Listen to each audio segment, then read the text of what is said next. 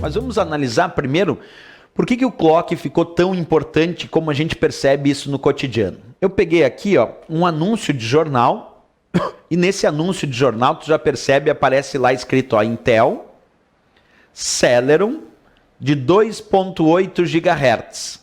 Intel é o fabricante do processador. Celeron é o modelo, a família do processador. 2.8 GHz é o clock. Então, quando eu indico que o processador é Intel, estou dizendo, é do fabricante Intel. Quando eu indico Celeron, é a família ou modelo do processador. E o 2.8 GHz é o clock, a frequência de processamento. Nesse caso, 2 bilhões e 800 milhões de ciclos de processamento por segundo em relação a esse processador. Quer dizer, é muita coisa em relação ao processamento. Eu, pelo menos, acho isso incrível em relação ao processamento, certo? Bem, pessoal, uma coisa que a gente tem que ponderar. O clock é tão importante que algumas provas gostam de colocar que o clock é um indicativo de velocidade de processamento.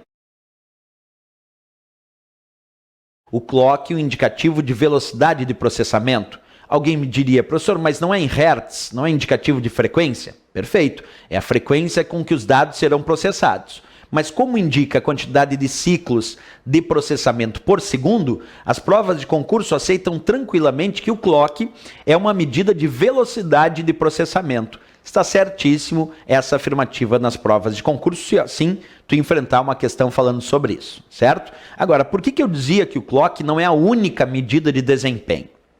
Um outro parâmetro importante, bem relevante aí para as provas, é indicar se o teu processador é de 32 bits ou se o teu processador é de 64 bits.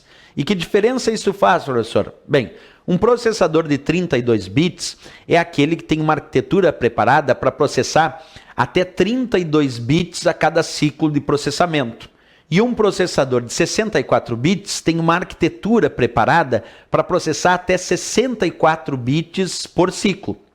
A ideia, então, de associar 32 ou 64 bits de um processador a um parâmetro de desempenho, quer dizer, indicar que isso é parâmetro de desempenho do processador, está correto. Porque se eu imaginar um processador com o mesmo clock, vamos imaginar dois processadores de 2 GHz. Vamos tentar imaginar essa situação até colocando aqui para ti, ó.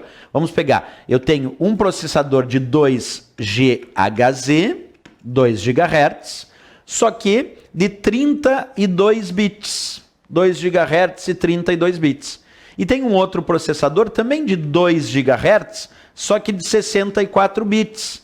Nesse caso, eu tenho dois processadores com o mesmo clock, com a mesma frequência, 2 GHz. Só que um é de 32 e outro de 64 bits.